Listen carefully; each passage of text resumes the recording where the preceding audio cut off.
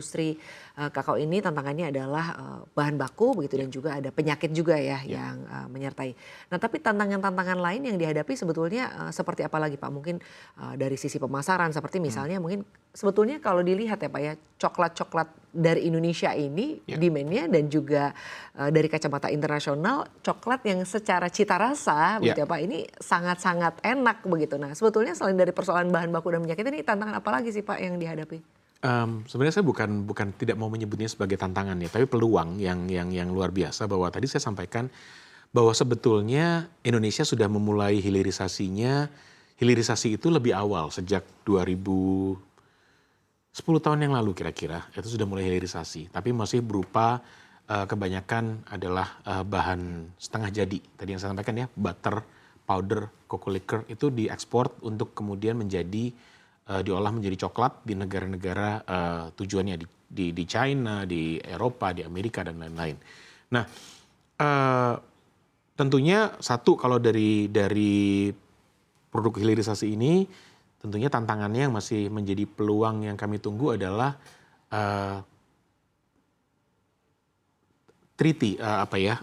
perjanjian dagang dengan negara-negara Eropa.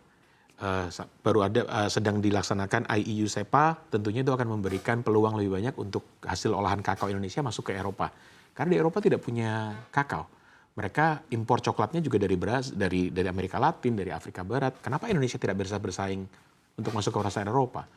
Kemudian dengan Amerika Serikat, saat ini pemerintah kami berharap juga sedang mendiskusikan mengenai reciprocal tarif dengan Amerika Serikat. Tentunya kami berharap bahwa Indonesia bisa kembali mendapatkan tarif yang preferensial untuk masuk ke Amerika Serikat. Nah, namun dari itu kan coklat yang komoditas ya, yang gede, yang untuk blending. Namun yang harus kita lihat lagi juga sebagai peluang adalah di Indonesia yang sering terlupakan adalah kebangkitan coklat-coklat artisan. Yang mereka skala kecil, mereka menggunakan coklat asli Indonesia, mereka kemas dengan storytelling yang baik mengenai coklat Indonesia, originnya mereka rawat dari petaninya, mereka training Memberdayakan sendiri. petani-petani ini. Memberdayakan petani, mereka kemudian bekerja hingga pada proses fermentasinya. Itu berkembang di banyak tempat di Indonesia. Kementerian Perindustrian pun sangat mendorong artisan ini. Kementerian Perdagangan juga beberapa kali mengundang para pemain coklat artisan ini untuk mempromosikan coklat Indonesia di luar negeri. Ini yang sebetulnya menurut saya para pemain coklat artisan inilah yang kemudian penting untuk menjadi duta coklat Indonesia. Indonesia punya 600 lebih cita rasa coklat dari setiap daerah yang berbeda-beda. Meningkatkan daya saing Indonesia berarti memperkenalkan coklat Indonesia ke dunia. Para pemain coklat artisan inilah kami harus berhutang ke mereka untuk memperkenalkan coklat Indonesia di luar negeri. Kalau perlu orang luar negeri datang ke Indonesia, oleh-olehnya pulang bawa coklat. Bukan orang Indonesia dari luar negeri pulang ke Indonesia bawa coklat dari negara tertentu yang di sana pun nggak ada kakao sebenarnya.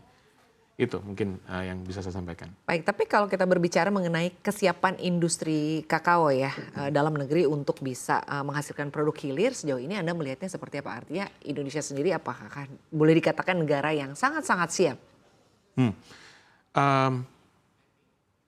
Indonesia itu saat ini punya kapasitas pengolahan sekitar 700 ton per tahun. 700 ribu ton. Maaf, 700 ribu ton per tahun. Dan saat ini kapasitas yang terutilisasi baru di sekitar 61%, 60-61%. Jadi kita masih ada ruang untuk mengolah lebih banyak. Bagaimana caranya kita mengolah lebih banyak kakao?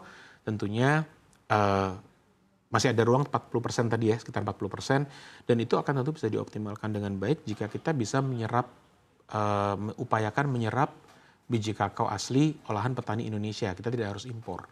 Yang terjadi kenyataannya sekarang adalah di data 2023 itu Indonesia itu produksi domestik ada di sekitar 171 ribu ya ton per tahun, ini berdasarkan data industri, dan impor kita dari data Kementerian Perdagangan itu sekitar 276 ribu ton.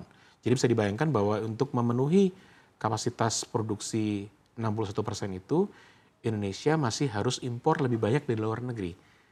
Bayangkan jika impor ini bisa dikurangi kemudian produksi domestik bisa ditingkatkan, kita bisa lebih mandiri bahan baku, bagaimana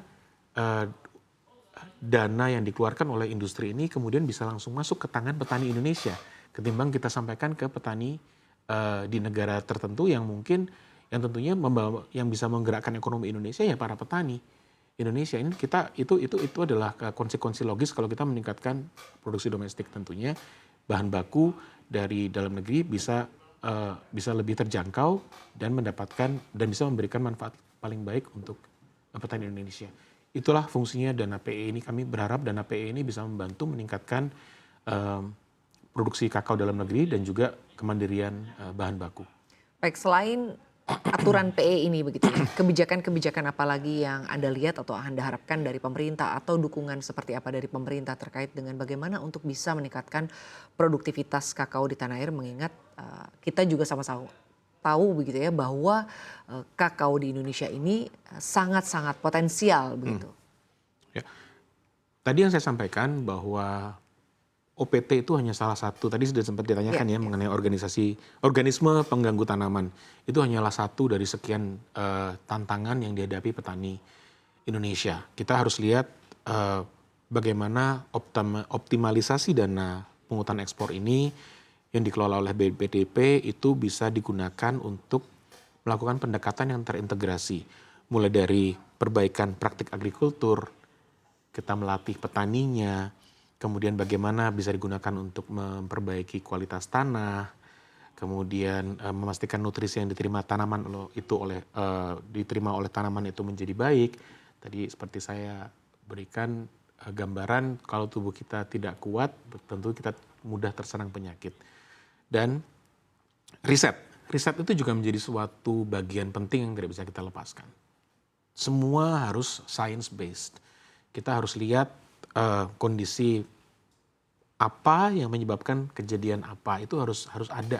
Riset harus dikembangkan mengenai kakao. Kolaborasi antara swasta dengan universitas, dengan BRIN, itu harus didorong untuk bagaimana kita melakukan riset yang terintegrasi untuk memperbaiki kualitas kakao. Contohnya mengenai pengembangan klon-klon tertentu atau benih unggul tertentu yang cocok dengan wilayah dengan agroklimat yang seperti apa. Itu harus dilakukan terus. Yang paling penting adalah pengembangan sumber daya manusianya. 99% kakao Indonesia dikembangkan oleh petani rakyat. Kita harus pastikan teman-teman para petani rakyat ini mendapatkan pelatihan yang baik, mendapatkan pengembangan kapasitas yang baik, supaya pada akhirnya usaha mereka itu bisa berbuah pada peningkatan produktivitas. Contohnya petani dengan effort yang kurang lebih sama. Dan juga pengetahuan cara pengolahan mungkin itu akan menentukan kualitas dari kakao itu sendiri. Ya, pengolahan. Tapi mungkin kalau saya boleh bicara, saat ini mungkin sebaiknya kita fokus di on farm dulu. Perbaikan kebun dulu, bahan bakunya dulu ada deh. Baru kita bisa bicara mengenai pengolahan yang lebih advance. Tapi sekarang ini menurut saya fokus pertama harus pada peningkatan produktivitas. Petani yang punya 1 hektar dengan produktivitas 500 kg, itu usahanya sama dengan petani yang punya 1 hektar produktivitas 1 ton. Tapi pendapatan yang mereka dapat tentunya lebih banyak kalau mereka produktivitas 1 ton. Nah itu yang mungkin bisa dimanfaatkan, dioptimalkan dari pemanfaatan dana pungutan ekspor melalui yang dikelola oleh BPDP ini.